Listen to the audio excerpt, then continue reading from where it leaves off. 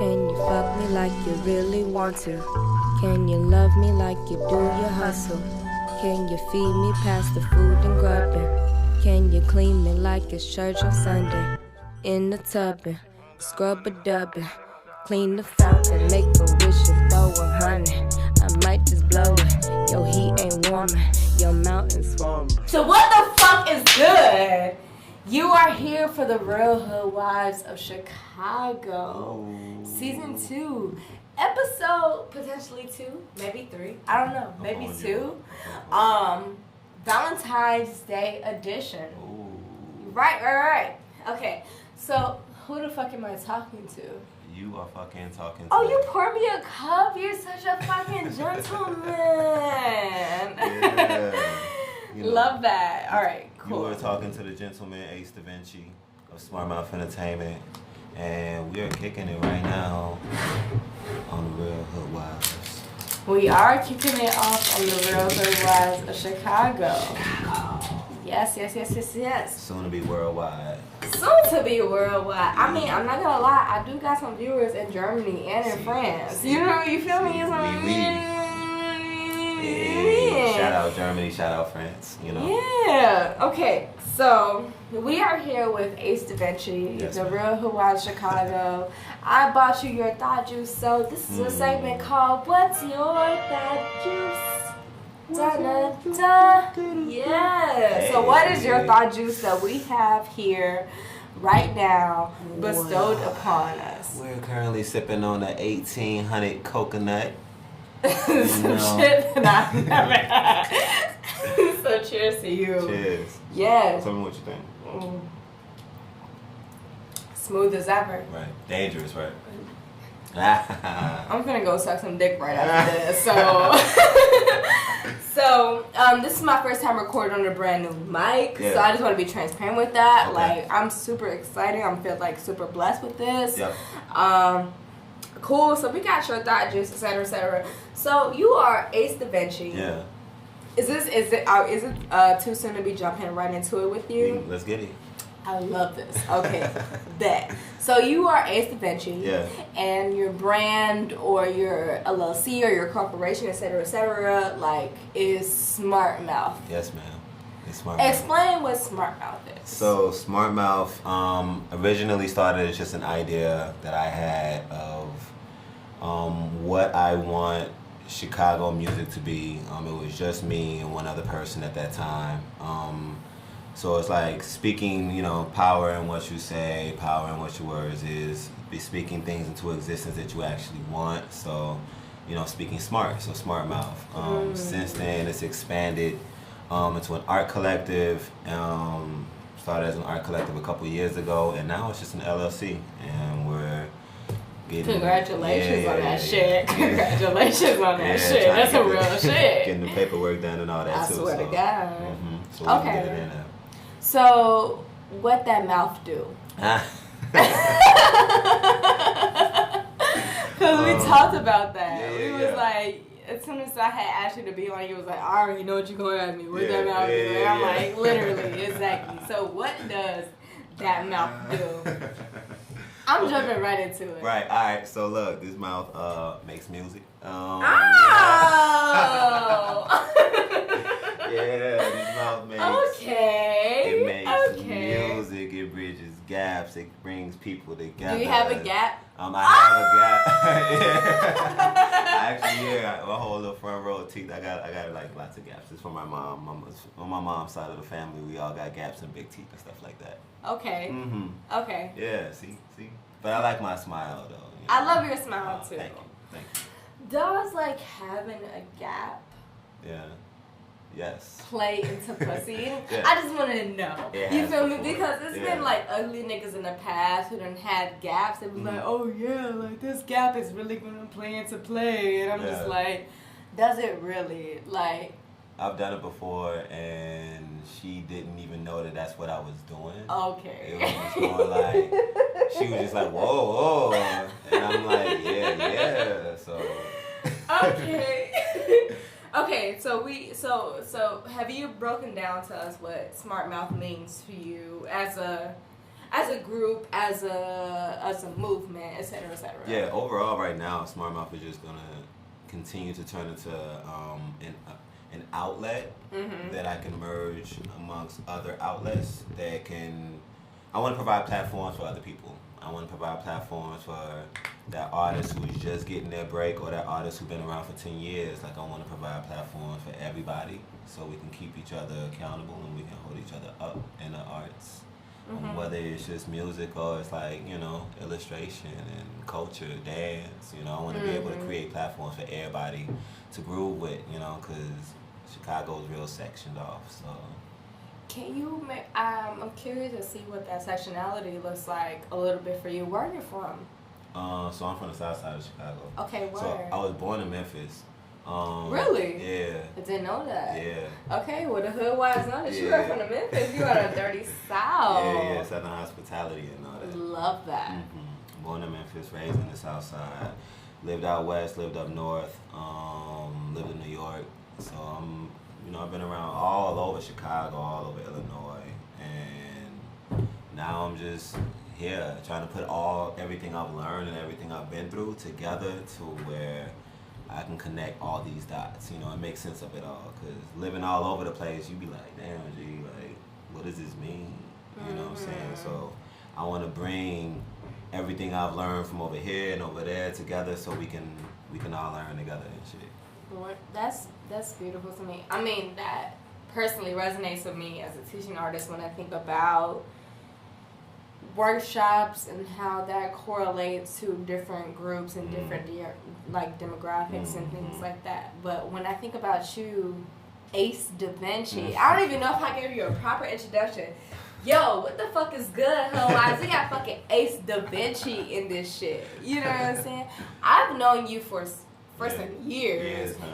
For some years, and that's beautiful to me to like correlate and think back to like how far we go. We've known each other since this bitch was like YCA on the second floor. Yeah, you know what I'm saying? And I watched you grow too. Like, you've been expanding, like watching even just you and your book and your publication and your work as far as what you're doing on stage and the stages that you're touching on. That expansion is beautiful. You know, especially from, like I said, from like you said, from waiting to be called on a list at YCA to running YCA, turning around and taking like many branches of what YCA is and making it even stronger and putting a new flair onto it. Like, I commend you for that. That's all you. I appreciate that. I love you so much. I know we got this mic between us, but I just want, like, this is us. You know what I'm saying? I love you so much. And, like, we have a lot of history, like, just speaking on what you have spoken about. Like, we've seen each other in this fucking spaces. So I want you to enjoy this drink because I got it for you. Oh, thank you. You know what I'm saying? All right. Are you ready for so I already asked you what that mouth do, you know what I'm saying? But I want to get to the nitty gritty, to the dirty wordy, you know what I'm saying? So like, what does that mouth do for pussy eating? Like, I'm just gonna jump into it. Yeah. You know what I'm saying? Yeah. Okay, so Come on. like transparently, right? I dealt with a nigga who had a gap, right? And he was like, oh yeah, you know what I'm saying? This. He wasn't like that, but you know what I'm saying? Like, he was like, you know, like, oh yeah, you know, this guy can do other shit, but like, what are maybe like some pussy eating tips or tricks that you have inspired by your gap? Because you have a beautiful, not even say you have a gap, but you have a beautiful smile. Like, you just always smile. And I guess maybe like leading to that, this is a two-part question, like, how much does your smile influence your intimacy? Or also, like, how much does your smile play a part into your intimacy? Okay, boom. So, first part, eating pussy. I love eating pussy. So that's do you? Yeah. I feel you. That's real. I mean, most light skin niggas don't. You know. So here's the thing, right? So I got big lips, so it's almost like I have. Do you though? Do you though? So aside from the gap, right? A lot of it was just like, all right, well, like, I can tell, even if I don't want to eat pussy, that she wants her pussy eaten. Whoa! So wait, hold on.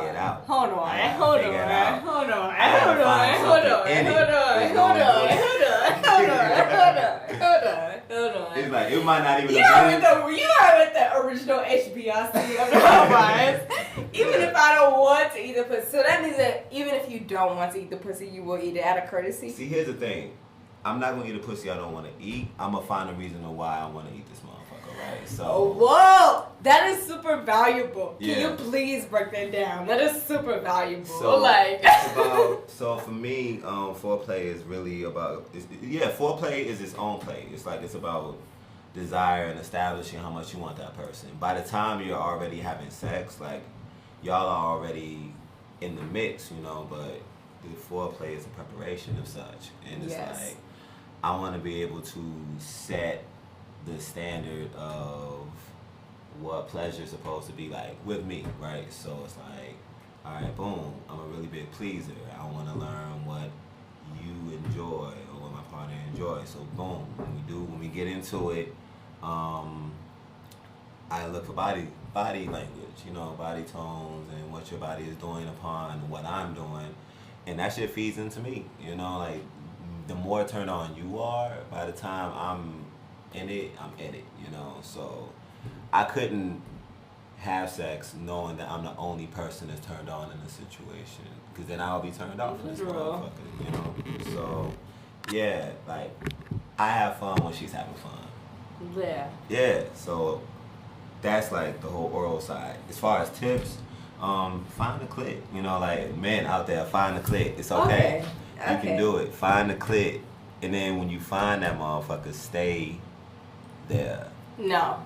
No. No. No. No. Okay. I mean, here we go. For some women, maybe. Yeah. For some women, maybe. But I'm gonna just say this. For me personally, as Iman Loren, like I enjoy my pussy being spread open, and like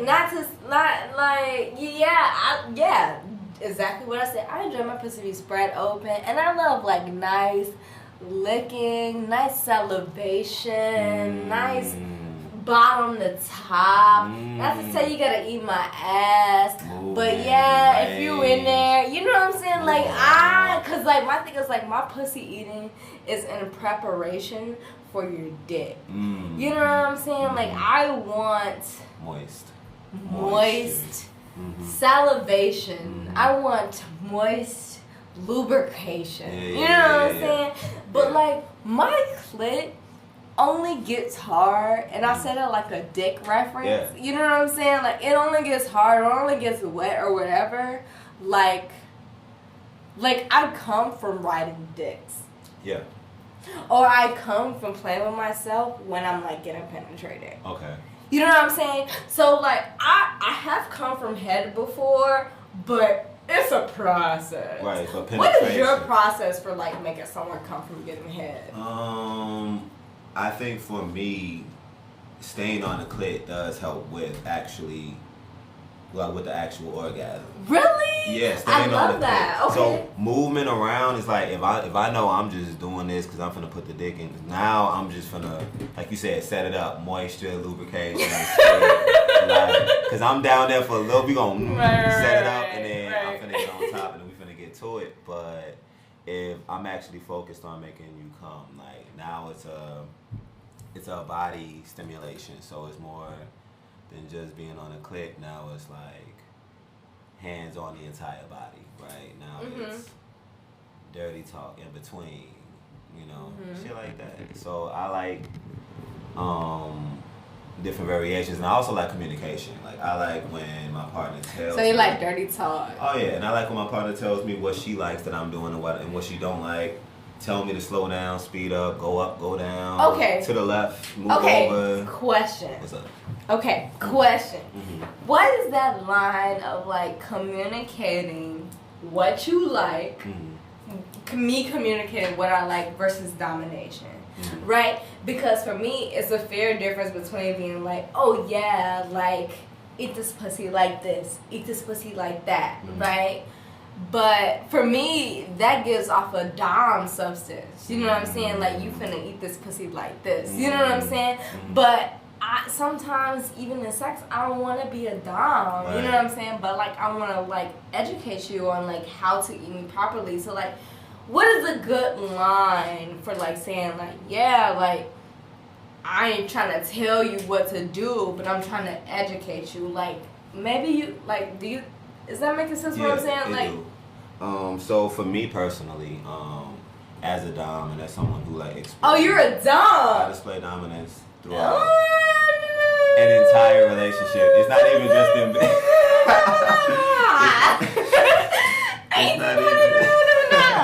It's not even just in bed. It's just like throughout an entire relationship, I express dominance in it. So when it comes to sex, I actually find it refreshing when my partner takes time out to tell me what she likes, whether it's before, during, or after. Because I'm gonna ask, you know what I'm saying? Especially when like like our sex life is relatively fresh, when it's kind of new. I don't know what we did, you know what we did. I'm gonna say, so what's up? You know, how was last night or whatever? How was that? What did you like? What you want me to do? You know what I'm saying? Right. Boom, boom, boom. We can take it from there. That's important because I want to be able to do the same thing. So I establish the type of communication that I want to have, that I want to hear.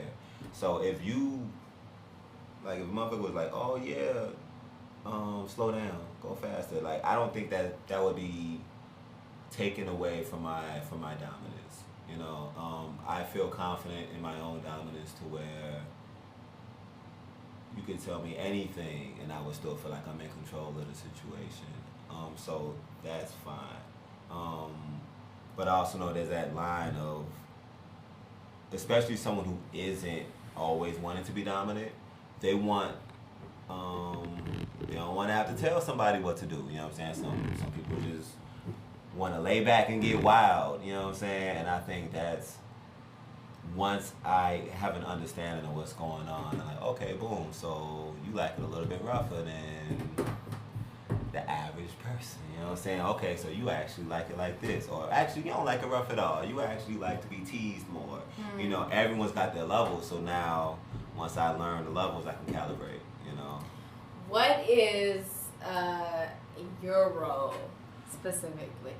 I mean, you said dom, you've expressed dom a few times, but like, do you also like to not play dom so much? Or? Yeah, I could switch. I actually wouldn't mind if, you know, I was with a partner who wanted to take control on some. She told me to sit down, and she gonna ride me, and she gonna take care of everything that's going on. Okay, but hear me out. Okay. I'll be like, what? Go ahead. Right, Show me what but you hear got. me out, right? Like, and I'm only speaking from like my side as Iman Loren. Yeah. Like, I would love to dom. Yeah. My nigga, you feel me? Like, I would love to, but I know it's not gonna be on some full like me being domination shit. Like, imagine, like, I'm not projecting on what your experience is, right? But like, imagine if I'm like walking in your crib, like, take your clothes off, strip. Right. Eat me. Right. Now. Right. You know what I'm saying? Like, that's cool. But to like see that as like a consistent thing, that seems like only like once in a while type thing. You know what I'm saying? So I'm not tweaking on what I'm talking about. Do that on that one night that you drunk as hell, you just came back from the Fifi, your ass turned up, and then you just slide, you know what I'm saying? When I get that 2 a.m. text talking about what you on, and I'm like, slide, and then. But that takes preparation. Now you can pull up, bang on my door, talking about take your fucking clothes off. No, because that takes preparation. Talking about you been drinking for 4 hours, now you telling me to take my clothes off? I'm naked already, you know what I'm saying? But that takes preparation. Right, so on one of those rare nights where you're saucy like that, that's fine. You know what I'm saying? But on an average day. What is a rare night when you're saucy like that? Because my thing is like, if I'm coming from a bar, yeah, and I'm like, yo, I'm finna suck your dick, right, be naked as soon as I pull up to your crib. Yep. Right. Yeah. Like, that don't take no preparation. At all. But for me to pull up in leather with my sex bag on you, yeah. you know what I'm saying? That shit takes prep. You know what I'm saying? It I gotta be face fit, flip. You know what I'm saying? Yeah. Like, I gotta be ready for it all. You know what I'm saying? But like, how can I like properly convey that situation? Like, for me, I mean, and like, I want to say this, like, for me, like, I'll instantly be like, yo, I'm finna pull up into your crib, own that shit. Right, exactly. Own that dumb and shit. Mm-hmm. You know what I'm saying? Whatever type of language that I gotta do to convey that you know I'm on that shit or whatever. Mm-hmm. But like, what is that nuance? You know what I'm saying? What is that nuance to say, like, yeah, like, I want us to switch, and I want us to have that proper preparation of that switch. Do you get what I'm saying? Yeah. I feel like just instinctively, I'ma know what's going on. Like, even if you walk in guns blazing, talking about what up, nigga, yeah, this my world. Sit down, nigga. You know, and I'm just like, oh yeah, okay, come on. You know, oh yeah, it's your world. Oh shit. Right. Come here, girl, bring that out. You know what I'm saying? In about 10 minutes. I'm gonna let you rock for 10, 15 minutes. Right. Boss me around, do what you doing, whatever. After that 16th minute, it's over with, and then I'm back to me, right? And now, you know, but I let you rock for a while. Yes. You did your thing. You got to talk your shit. You got to get me in my zone and shit, and you got to exude your dominance too. But now we switched back, and now I'm back being daddy. You know what I'm saying? Now it's a whole nother thing, and I think that type of balance is fun, you know, being able to switch between, you know, okay, oh, so you in charge now? Okay, be in charge. Now I'm back in charge. Boom, boom, boom. You know, it's fun like that. What roles do you like to play into? So I like the idea of role playing, period. You know what I'm saying? Like, shit, don't want an accent, don't want an outfit. We can act like we don't know each other. All that. Yeah, we, right. So we can act like we in a bar, we don't know each other, we can pull up. Yeah, we can turn it into like a random one night stand type thing that have, you know, quote unquote one night stand. Have you seen Black Mirror? Oh, which one? Okay. So it was the one where he was fucking his homie in the video game. Yeah.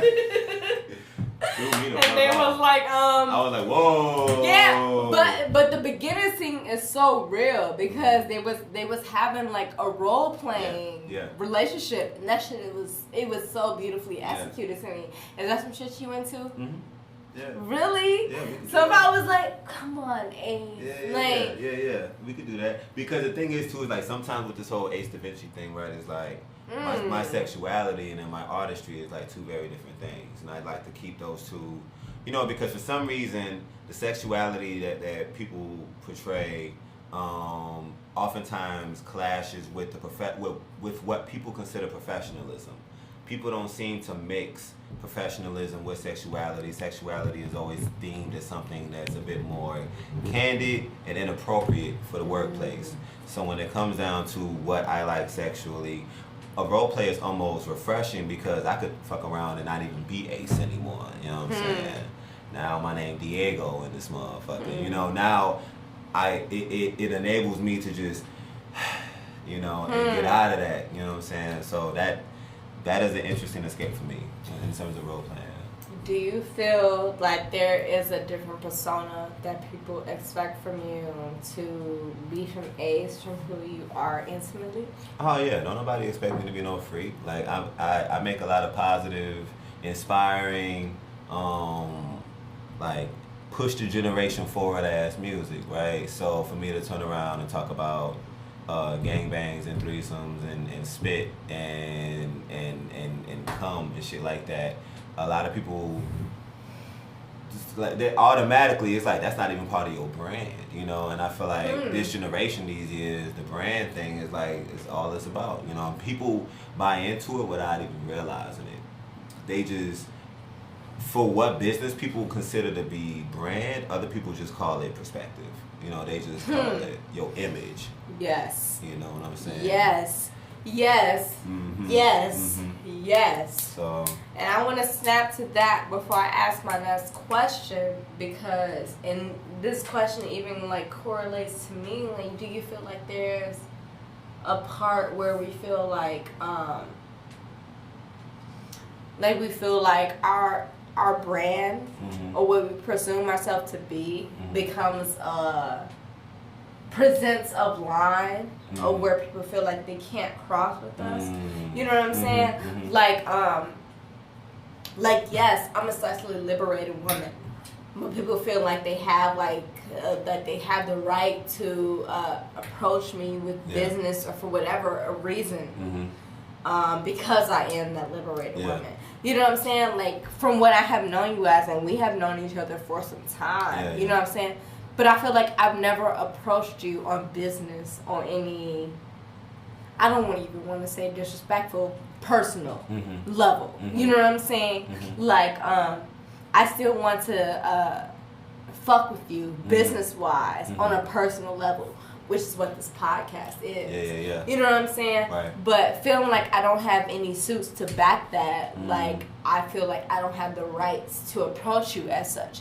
But that always backs to me, like, as a woman. You know what I'm saying? Like, I don't want to approach you on some other shit unless I'm trying to fuck you, unless I'm trying to date you. You know what I'm saying? Do you feel like there's any stipulations with that comes with you or anything like that? No, I feel like for me, personally, I have been in the scene long enough to where I've learned to keep my dick out of the circle. You know what I'm saying? Period. Right, like in the Chicago scene, because one, our network is surprisingly small. Oh my God, you just said some real ass shit. And the higher up or the further you get into the scene, the smaller the room gets, right? So it's like... can you repeat that? Yeah, it's like the higher up you get into the scene, the smaller the room gets. So when you're just starting, you might be in a room full of 50, 60, 70 people who we all trying to do the same thing, but like, you know, after a while, the bigger you, quote unquote, bigger you get, or the more, quote unquote, clout you get, or whatever, now you're just in a room with the same 4, 5, 6, 7 people. And when it comes down to it, it's all about relationship building. I don't want to do anything unprofessional with people who I want to be professional with. Right. I've learned from that, you know what I'm saying? I've actually been in situations like that before where I'm like, nope, shouldn't have did that, you know? And this was even... I've dealt with shit like that even outside of the professional shit. I think everyone's experienced having sex with the wrong person. You know what I'm saying? And then it ruins a friendship or ruins something that was good. It's like, you shouldn't even have crossed that line type shit. And I feel like I never want to experience that, especially in the music scene, especially in the scene that I'm working hard for. Because in this day and age, you will lose everything you working for some shit you did back when you was a shorty. You know what I'm saying? Right. In today's day and age, you could be like, oh yeah, you in your 20s, but here goes some shit that you did back when you were 16 and I was jagged. You know what I'm saying? Oh my God. So for that's me, super real. I'm not trying to burn no bridges unintentionally. The same way someone can turn around and ghost somebody on Tinder, you fuck around and ghost somebody that would have wrote your newspaper article for the Chicago Reader, and now you don't get your shit posted in the Reader no more because you had a one-night stand with that person, and it's politics, and now this person got an ego and they don't want to fuck with you no more. You know, it's like, shit can get deep in Chicago. In Chicago, a lot of motherfuckers is petty in the Chicago scene to where... It is. If it's it is. And a lot of niggas not ready to admit that shit. But Chicago scene is like really like petty as hell. Yeah. But like... And they don't even got kind of like petty to a default. But like on one side, I see it as accountability.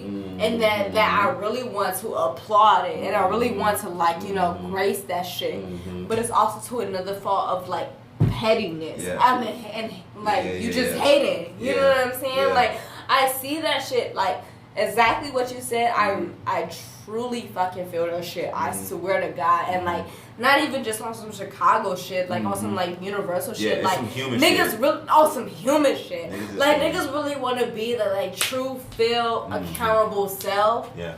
But it's really fucked up that the societal scope Yeah. or the tangible scope of like social media that like we hold ourselves in is really hard. You know what I'm saying? Like, granted, I really do want you to be accountable for all the shit that you said in your past, and I really do want you to be accountable for everything that you have said in your present. You know what I'm saying?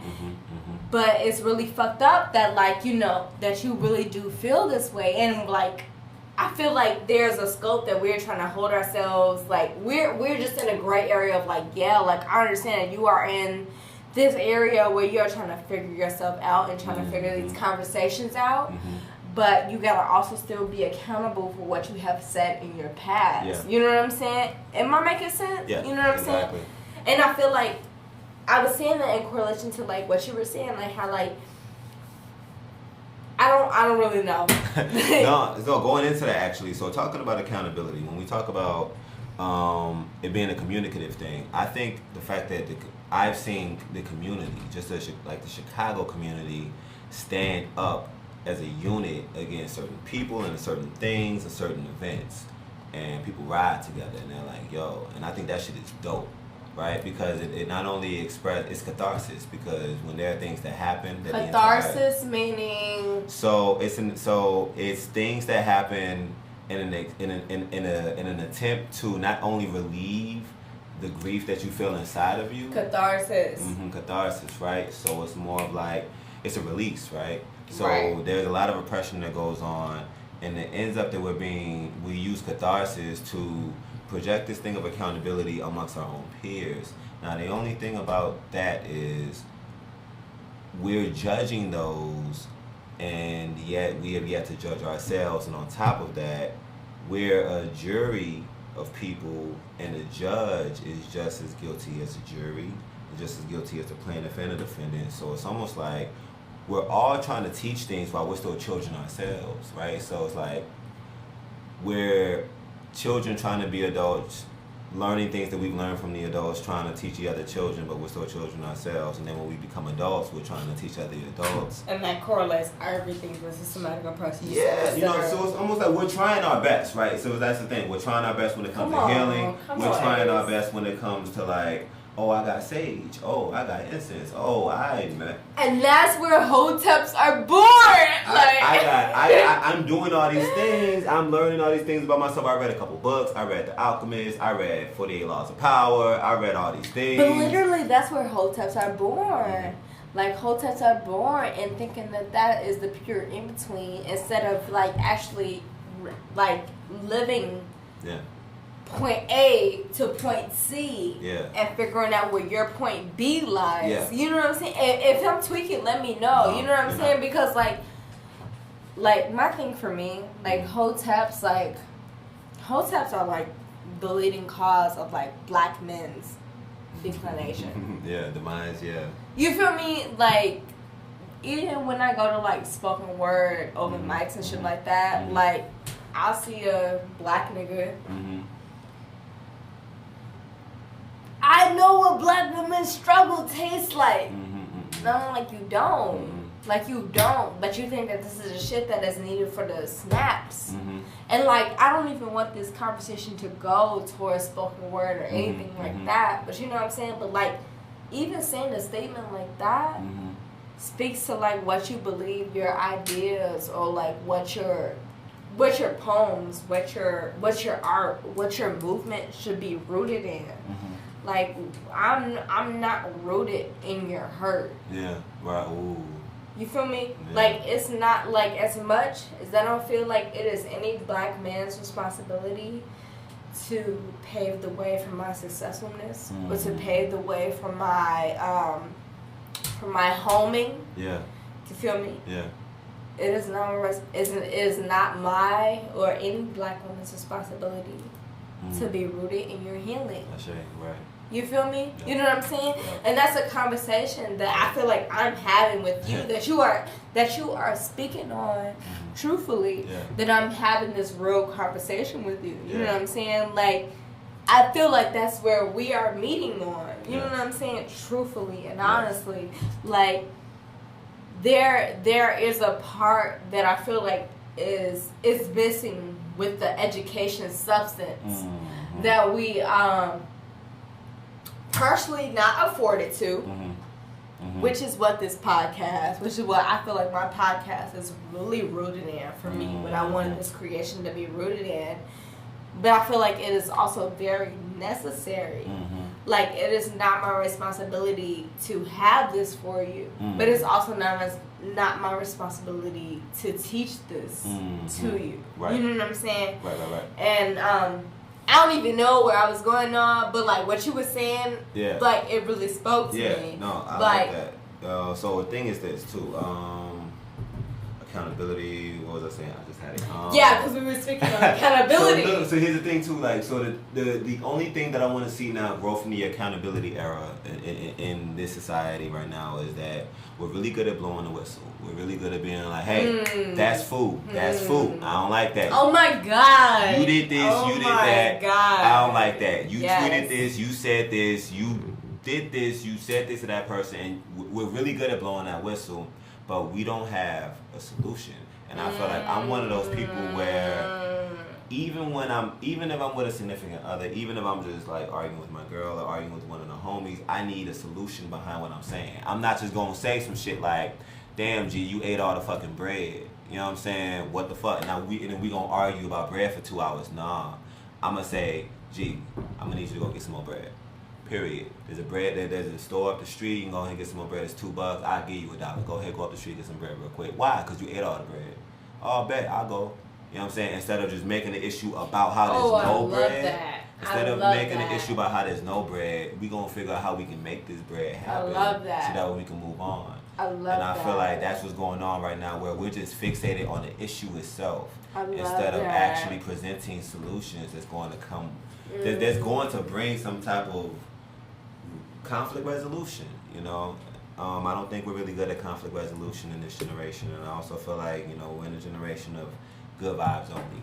We only care about the good vibes. We only care about all this.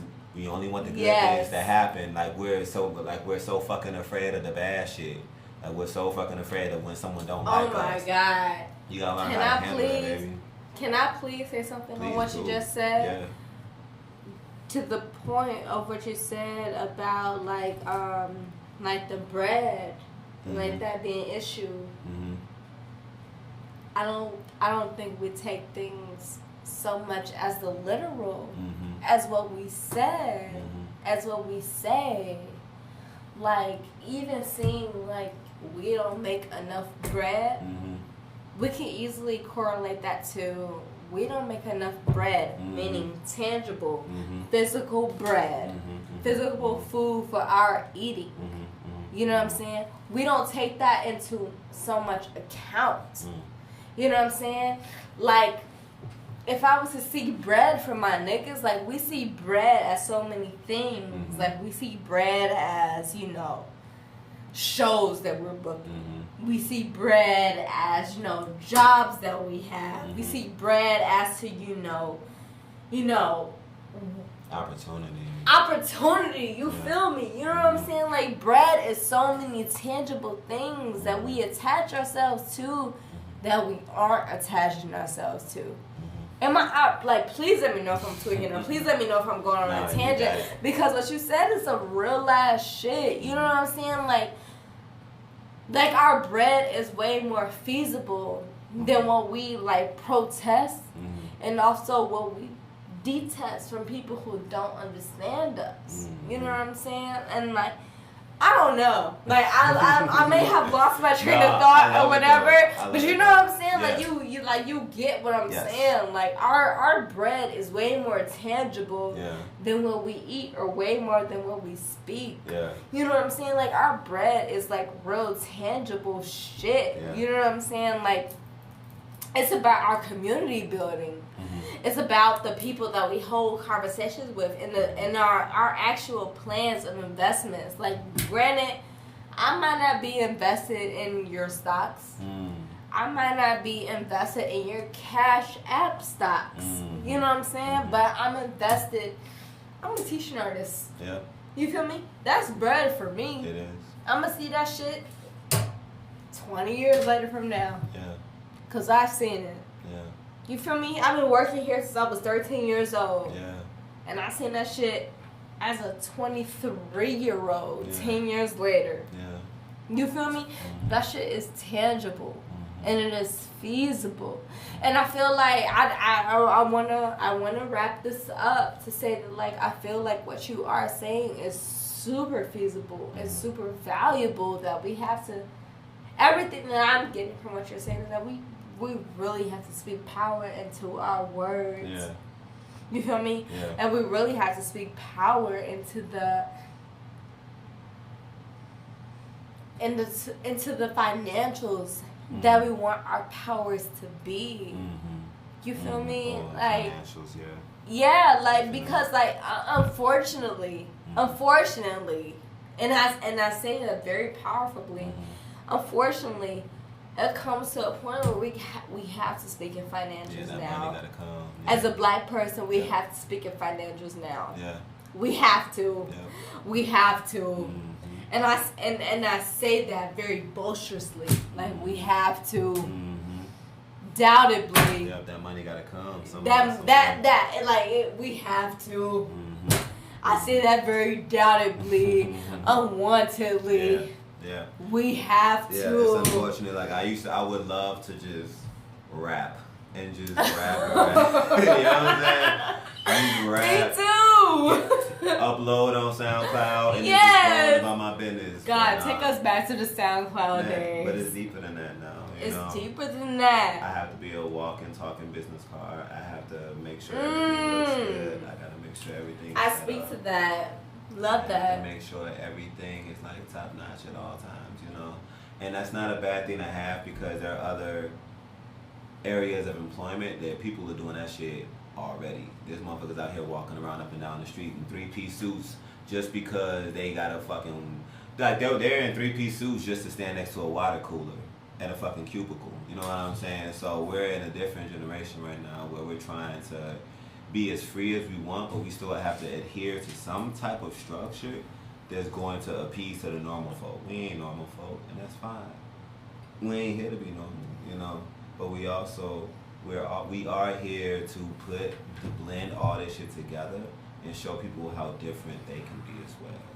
Period. So I mean, you've been here for 10+ years, so you already know like what progress looks like and what it takes. You know what I'm saying? It's not always fun.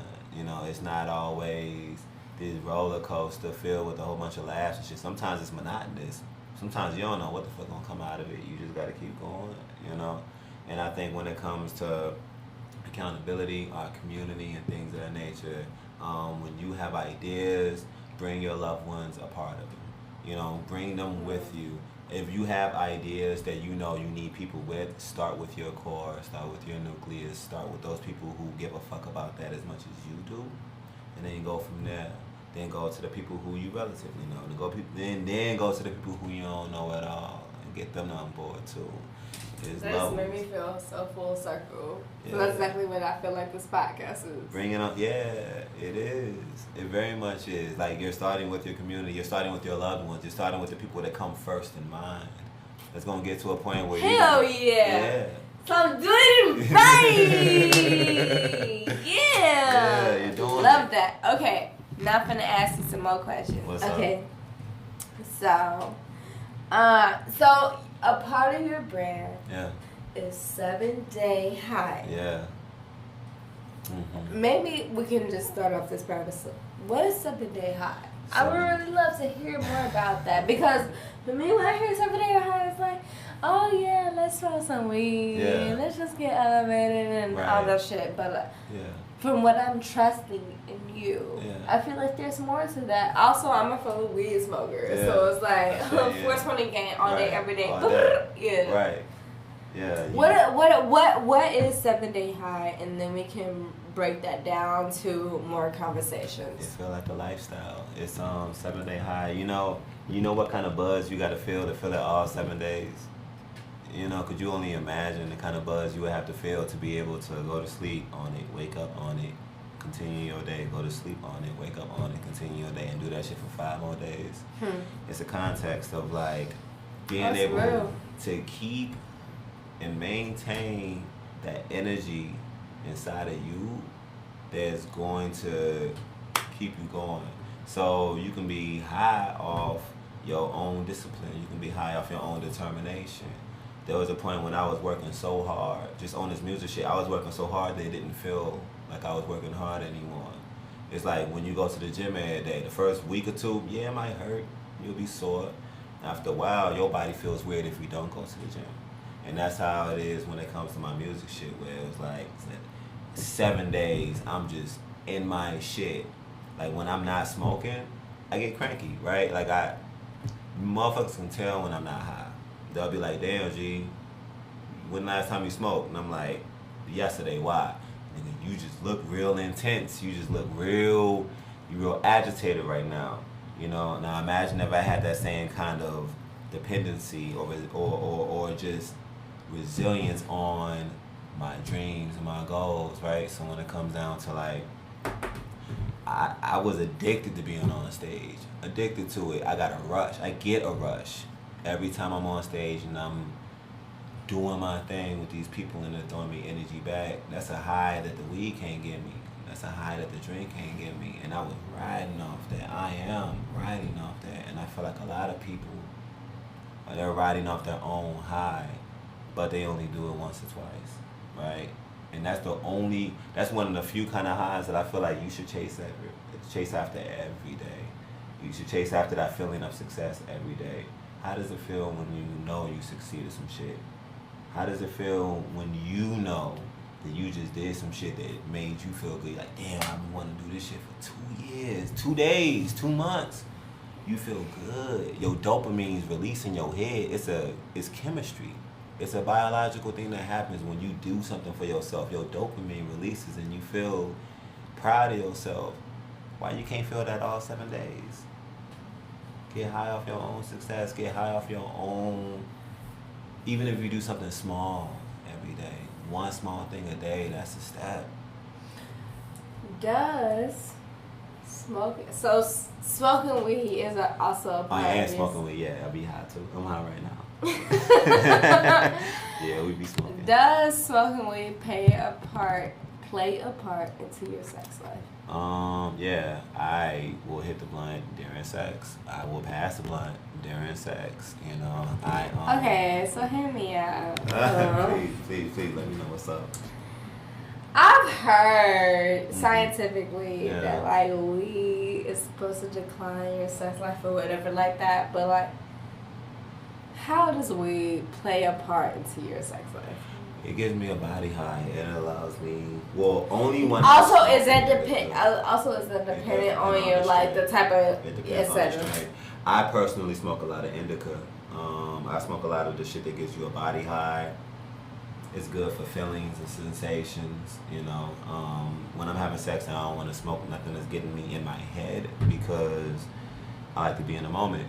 I don't want to be in this motherfucker thinking about how I gotta file my taxes. You know what I'm saying? Because I'm just high. I'm high off sativa, so I'm like, damn, G, I gotta file my taxes while I'm in the pussy, Ace. You gonna think about this in the pussy? No, I can't. Yeah. You know what I'm saying? So I need something that's just gonna make me feel like, damn, G, she got my shoulders feeling real good in this bitch. You know what I'm saying? That's what I want to feel. So I keep a lot of indica on me.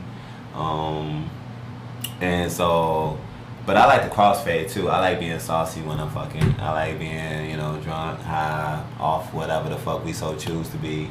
I feel like I kind of attach onto whatever energy my partner's on. And I feel like that's a big thing for me. So it's like, what do you like? Oh, you like that? Let's do it. You know what I'm saying? So I roll up, I get whatever drink of choice, and then we play into our comfort zone, and then we leave our comfort zone and we go into new territory. That's like what it's about. Okay. Mm-hmm. Okay. Mm-hmm. Okay. So I guess if you're cool with this. What's up? So I've had another Hoodwife on here, and I'm not gonna dive into too much details. Yeah. But I know that you have some shits and relations. Yeah. to people who are on the Hoodwives shit. Yeah. Is that a good way of wording? Yeah. Yeah, then you can let all the fans who's already listening, who's been listening to every episode, we can let them try and piece it all together as to what's going on. That's literally what I'm on. Because I'm on some like do your research. Both sides. I want to know, what is it like for dating a sex worker? It's fun. Yeah. It's fun. I love it. I personally, cause one, I'm not a super jealous guy, right? So I'm not one of them dudes that's like, oh, who you talking to, or why you wearing that, or this and this and that. Like in my mind, you was bad as hell when I found you. You was wearing some shit like that when you pulled up on me. That's why I started fucking with you, cause your titties was out like that, your ass. What's up? You know what I'm saying? So why would I expect you to chill when you with me? You know what I'm saying? Like, live your life, wear what you enjoy to wear. And that's just like on the clothing tip. When it comes to your like exuding sexuality, me personally, I think that shit is some of the sexiest shit that you can do, is being able to just feel confident in yourself. Right? Like, I don't just want you to feel confident when I'm around. I want you to feel confident regardless, because you deserve that. And because that's how I see you. You know what I'm saying? Like, I see my girl as one of the sexiest beings on this planet. And that is because of how she carries herself and what she does for not just her brand, right? But just for, like, women everywhere that want to do the same thing. Especially when it comes to sex work. I know there's women who's asked her personally, oh, how did you get your OnlyFans popping? How did you get yo, you know what I'm saying? Like all these yo cam stuff popping. And I think that shit is dope, because one, sex work is on the rise in terms of like when it comes to our new generation, and it's not being looked at as a derogatory thing anymore. And I think that brings further building better relationships between women, because I've seen the disparity between light skin, dark skin, skinny, chubby, you know what I'm saying, whatever. And I feel like sex work is one thing that brings a lot of women together, and I think that's beautiful too. I know I'm probably rambling, but when it comes like sex work, to me, I think when done efficiently and correctly, and when your heart's in the right place for it, and when it's deeper than just money, I think that shit shows you a lot about yourself as someone who wants to show and be who you are sexually, but I think it also shows a lot to other people around you as to how to be you. You know what I'm saying? And I stand behind that. I stand behind my girl every step of the way when it comes to that shit. I want her to succeed, whether it's from music, the arts, a 9 to 5, sex work, whatever it is that she's doing, I want to be there for her the whole way. So, what is your definition of a hood wife? Definition of a hood wife. So for me, every time I think of a hood wife, I think of a wife in the hood, and when I think of a wife in the hood, I think of a wife who got a nigga who that nigga himself fuck around and be going through his own shit, right? Like a nigga who got his own troubles, a nigga who got his own past, who got his own, you know what I'm saying, his own demons, his own mistakes, his own flaws, his own whatever. And a hood wife is that woman who stood by him even when nobody else standing by him. When all his homies left him, when his homies got locked up, or he had to bury some, or he had to leave some, or he started beefing with these niggas over here, or whatever, he fell out with these niggas over here, he still had his girl by his side. That's a hood wife. It's that motherfucker who's gonna ride and be with you through the thick and thin, you know what I'm saying? Now I know suburban wife that's just gonna be there to just be there for the tax refund, and be there for a stay-at-home wife to take care of a kid that she don't love and shit. No, but like a hood wife that's gonna really take care of your ass when you got a fucking bullet wound in your leg or some shit. You know what I'm saying? When you in this bitch drunk as hell, or when you don't even love yourself, she still love you. You know what I'm saying? Like, that's a hood wife. Someone who's there for you when the whole world turns your back, and when they don't understand you, she understand you because y'all from the same background. So I think hood wives are extremely important, because What else a hood nigga gonna love but a hood wife? What else a hood nigga gonna love? Who else a hood nigga gonna love? That's a perfect way You know of what I'm saying? closing it. Yeah. Why don't you tell us where we can find you at or anything else that you got going on, etc., etc. Yeah, find me on the ground on 7 Day High. Like high 7 days of the week. That's all spelled out. SEVENDAYHIGH. I'm dropping new music every month. So fuck with me on Spotify. It's Ace Da Vinci, ACEDAVINCI. And so yeah, IG, Spotify, Apple Music, all that stuff, Ace Da Vinci. Yeah, I mean, you know, social media is its own thing. So fuck with me on the ground because I be on there a lot, and we can touch bases and do all of that. You know, heavy. Oh God! Well, thank you so much for loving me as a real Hoodwives Always, Chicago. thank you for having me, baby. This is a great episode. Yeah. I hope you had fun with it. I did. It's 1800 hitting, boy. That 1800 is definitely hitting. I definitely gotta go to the bathroom. I definitely gotta pee my ass off, etc. But I thank you so much for loving a real Hoodwives of Chicago. Thank you for had being a tuned real into the Hoodwives. real Hoodwives of Chicago. Yes. And this is a real show. Yes, and it feels good too, y'all. So stay tuned. You know, Real Hoodwives of Chicago. More episodes to come. Period. You might even see a nigga come back. Period. Drop that shit for us. Drop that shit for us. Oh God. Heavy. Yeah. That's all I wanted you to do.